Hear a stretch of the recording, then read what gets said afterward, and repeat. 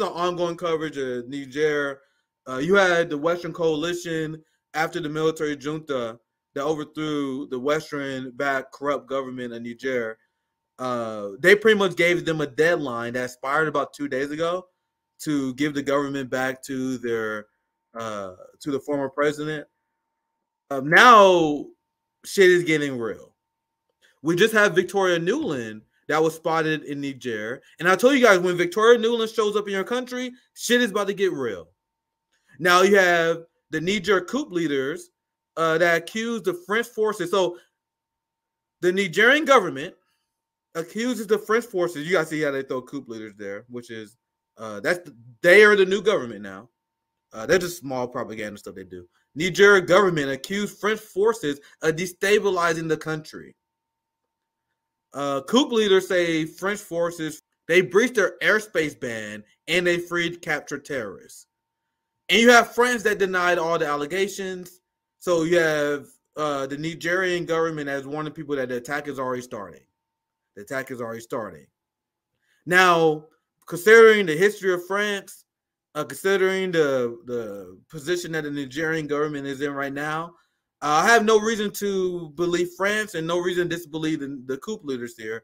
France has a lot to lose in this war, and there's no doubt that France is not going to allow this coup to happen without some sort of military escalation. You already had Joe Biden that's occupying Niger illegally, just like the same way he occupying Syria. This is a great breakdown from George Galloway on the situation in Niger and France. And this is what he said: Niger is required to keep 50% of its foreign currency in a French bank. They have none of their own in gold or uranium, while their products have made France wealthy. So let's watch this clip. Africa, Francophone Africa, their currency is the French franc. They are required to keep 50% of their foreign currency reserves in the bank in France. They have themselves no gold, no uranium, very little electricity, very little economic development in Niger. But their product has made possible the wealth of the people of France, the country, the state of France, and many other places. So that's what imperialism is: going to other people's countries, stealing their things, putting lipstick on it if you can, and calling the other fellows exactly what you are yourself. The Alexander the Great story I told on Wednesday. How dare you terrorize these waters as a thief? And the thief answers, how dare you terrorize the whole world and call yourself an emperor? Very powerful stuff. And here's another video from, this is not a long segment. I just want to share the latest happenings. And once again, at this point, it's a he said, she said thing between France and Niger, where Niger is claiming that France is destabilizing their country. Now, considering the history of France, considering the situation as we know it, I definitely am more inclined to believe in Niger. We will see. Either way, they're just beginning. This is my brother, Nico House. Nico House is too powerful. Nico and House Power. You guys see my short videos I've been making. Nico is the OG at these short videos. He's the one who taught me how to do the videos I'm making now. Much love to Nico House. So let's play the video. This is not a drill. The Niger junta has said that the French armed forces have attacked Niger's National Guard and violated their no-fly zone ordinance. Now, France has denied all of these accusations. I mean, I'm not going to lie. I don't really fucking believe them, but they denied it. Now, a few days ago, I did a video specifically detailing why France has the most to lose if Niger's coup was to stay in place.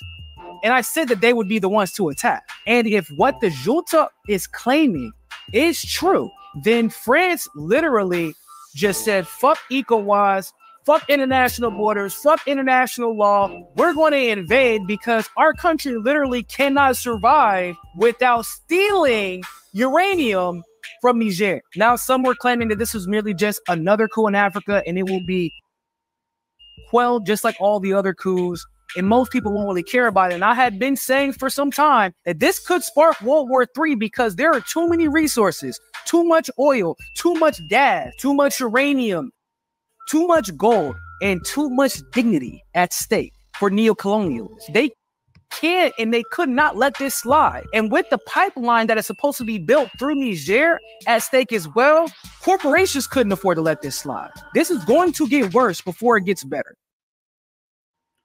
Our brother Nico House is too powerful. That's a great analysis.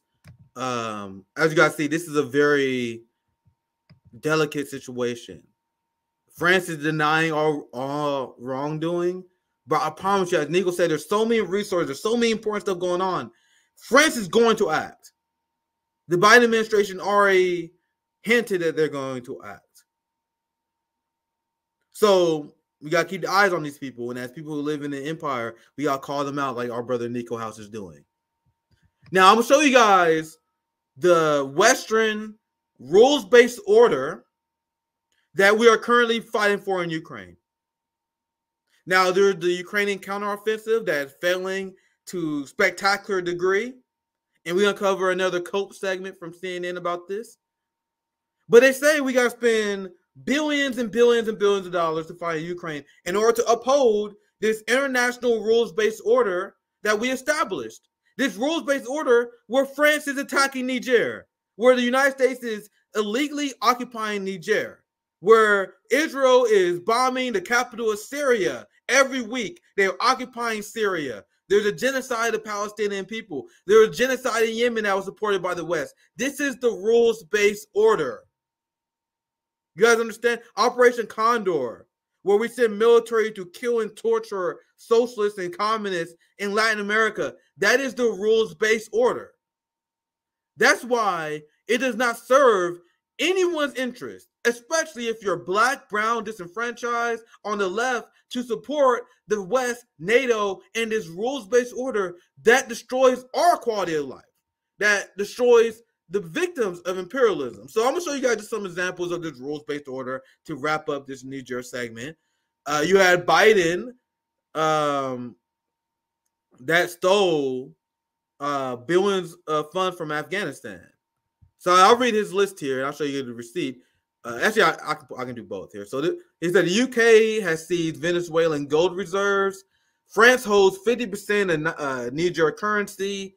The United States has seized $7 billion of Afghanistan reserves. The United States has freezed $30 billion of Libyan reserves. The United States seized Iraqi gold reserves. So they just seized and pillage these countries, and they say they are doing it in order to protect democracy. Does this sound like the rules-based order to you guys? Does this sound like something that is worth fighting and provoking a nuclear war for? People accuse me of just having politics that is just simply is the United States is bad. And it essentially is, because the United States is the biggest obstacle to world peace. The United States and their allies are the one who is making poor countries poorer. They are the ones who rob the wealth of Africa, the United States and their Western allies. There's not one goddamn Russian flag in Africa. There is no Russian African imperialism. That's why Africa is embracing Russia. And then West is like, oh my God, why is African countries falling for Russian propaganda? But that's what they say. Well, maybe because Putin and Russia doesn't have a history of colonial genocide. Like Belgium, like France, like the UK and US many did. So this is what they write. Here, let me take this off. How the Russian propaganda machine works in Africa. Those goddamn dumb Africans falling for Putin propaganda. Here from the BBC, Russia in Africa, how disinformation operations target the continent. Those dumb Africans, those dumb blacks being tricked by the Russians the same way those dumb blacks were tricked by the Chinese. You guys see how there's always the element of racism there? What's confusing about the fact that Russia don't have a dog in the race in Ukraine at all? In fact, they have reasons to resist the rules-based order. So you have Anthony Blinken go on CNN. Many people go on CNN. We're about to show you an example of that here soon. A lot of people go on CNN and say, this is why we got to fight Russia and Ukraine. We got to fight to establish the rules-based Western order. They want to destroy that. The African countries do not want Western rules-based order because we've seen the result of that. So if you are telling the entire world that we got to fight Russia to break this system that is destroying Africa, of course Africa is going to side with Russia. They know what's in their best interest.